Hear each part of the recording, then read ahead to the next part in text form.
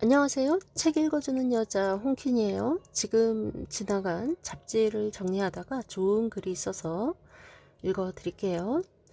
제목은 숲을 품고 희귀 동물이 돌아오고 에코폴리스가 온다. 환경이 중요한 이슈로 대두하는 요즘 에코폴리스가 화두다. 온실가스 배출량을 줄이는 기존의 방법만으론 지구온난화 속도를 늦추기에 역부족이다. 그래서 아예 도시 자체를 친환경으로 바꿔보자는 절박함 속에서 등장한 것이 에코폴리스다.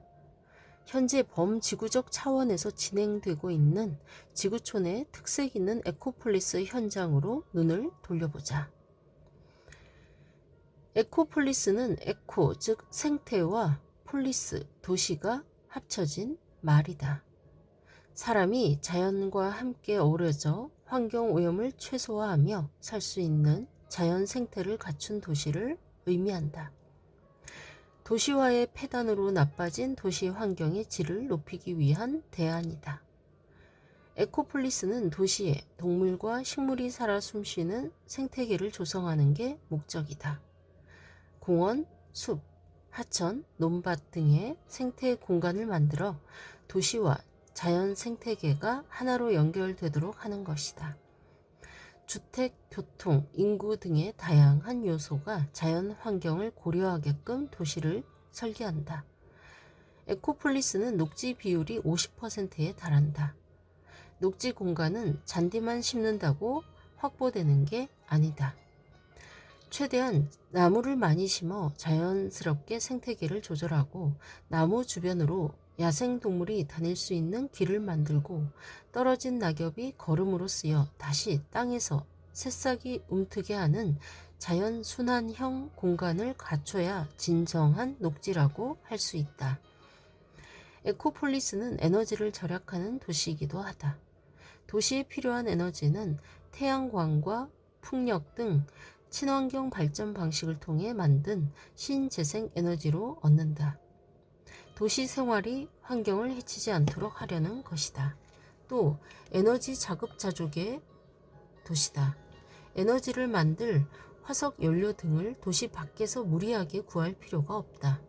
도시 내에 자전거 이용과 대중교통 시스템을 편리하게 구축해 에너지 소비 또한 최소화한다. 즉 인류가 추구하는 현재 미래형 도시가 에코폴리스다. 에코폴리스라는 개념은 1992년 브라질 리우데자네이루에서 열린 국제연합 환경개발회의에서 처음 나왔다. 이후 세계 각국은 에코폴리스 조성에 온 힘을 쏟고 있다. 지구온난화로 생기는 피해는 우리 모두가 겪는 문제인 만큼 에코폴리스를 만들어 갖고 가려는 것이다. 세계에서 가장 모범적인 에코폴리스의 사례로 꼽히는 도시는 독일 남서부에 위치한 프라이부르크다. 환경도시의 교과서라고도 불릴 만큼 에코폴리스의 표본이다. 프라이부르크는 녹지 비율을 50% 이상 높여 야생동물이 도심에서도 살 수 있게 이동로를 만들었다. 시민들이 자동차보다 자전거나 노면 전차를 이용하는 것이 훨씬 편리하도록 교통체계를 세웠다. 에너지원은 주로 태양광을 써 무공해 도시로 탈바꿈했다. 대부분의 건물에 태양광을 모으는 지별판을 설치했다. 시내 야트막한 언덕에는 풍력 발전기도 가동되고 있다. 브라질의 쿠리치바는 거대한 생태 숲으로 유명한 생태 도시다. 쿠리치바는 원래 급속한 공업화로 환경 오염이 심각한 도시였다. 하지만 1970년대 초부터 확 바뀌었다. 무분별한 도시 확장을 제한하고 강 주변을 보호구역으로 묶어 공원을 조성했다. 이후 30년 동안 꾸준히 나무를 심어 거대한 숲을 만들었다. 그러면서 숲에 새들이 찾아오고 건강한 먹이 사슬도 이루어져 균형 잡힌 생태계가 되살아났다. 스위스의 최대 도시 취리히는 유엔 기후변화회의에서 선정한 그린 시티다. 취리히는 1987년 하천 재활성 프로그램을 만들어 에코폴리스에 도전했다. 하천을 덮은 도로와 콘크리트를 뜯어내고 대신 그 자리에 흙과 자갈을 깔았다. 이렇게 복구한 하천에는 시간이 흐르면서 물고기들과 개구리들이 돌아왔고 수초에는 잠자리 등의 곤충들이 알을 낳기 시작했다.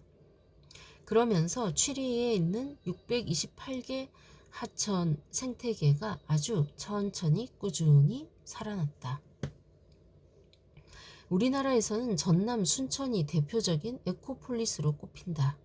순천만은 한때 각종 생활하수가 흘러드는 쓸모없는 땅으로 인식되던 습지였다.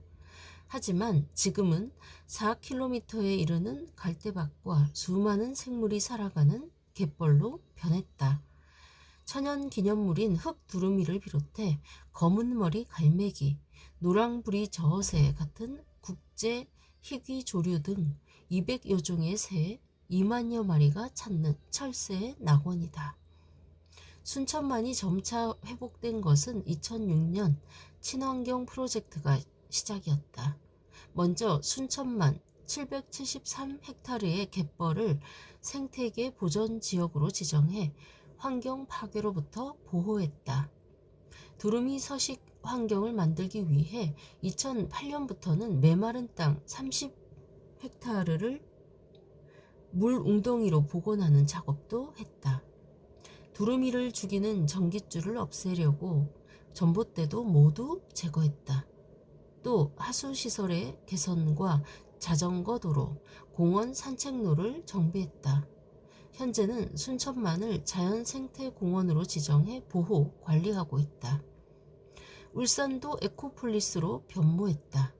울산 중심에 자리 잡은 태화강은 1962년 울산의 특정 공업지구 지정 이후 심각한 수질 오염으로 죽음의 강으로 전락했다. 강에서는 하수구 악취가 진동했고 물고기의 떼죽음이 일상화됐다. 이에 울산시는 공해도시에서 생태도시로 거듭나기 위해 2004년 6월 9일 에코폴리스 울산을 선언했다. 이어 2005년 태화강 마스터 플랜을 세워 태화강 수질 개선에 속도를 냈다. 민관은 태화강의 퇴적물을 걷어내고 하수 처리장을 건설했다.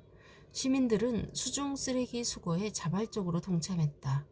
이런 끈질긴 노력과 열정이 2007년 태화강을 1급수 생명의 강으로 바꿔놨다.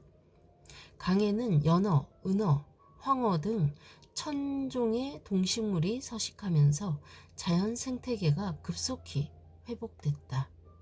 2019년 7월에는 순천만에 이어 두 번째로 국가정원으로 지정됐다. 이제 태화강은 울산 시민들에게 최고의 자랑거리가 됐다. 삭막한 도시에 청정 에너지가 순환되고 동물과 식물이 서식하고 맑은 물이 흐르는 하천과 공원 등의 휴식 공간이 조성된다면 우리 삶은 더욱 풍요로워질 것이다. 앞으로 더 다양한 친환경 정책이 만들어져 사람도 환경도 건강한 지구촌 도시들이 탄생하길 기대한다. 네, 이상입니다. 이 글은 과학 칼럼니스트이자 작가인 김형자 님이 썼습니다. 참 좋은 글이죠. 세계의 가장 모범적인 에코폴리스 도시 독일 프라이부르크 가보고 싶네요. 브라질 쿠리치바도 가보고 싶고 스위스 취리히도 가보고 싶고 전남 순천은 가봐서 너무 멋지다는 걸 봤었고요. 그리고 울산의 태화강 가보고 싶습니다. 네, 여러분도 가보신 곳이 있으시겠죠? 네, 다녀오신 분 후기를 남겨주시길 바라며 저처럼 안 가보신 분들은 가볼 수 있는 기회가 생기길 바랍니다. 지금까지 좋은 글 읽어주는 여자 홍퀸이었습니다. 감사합니다.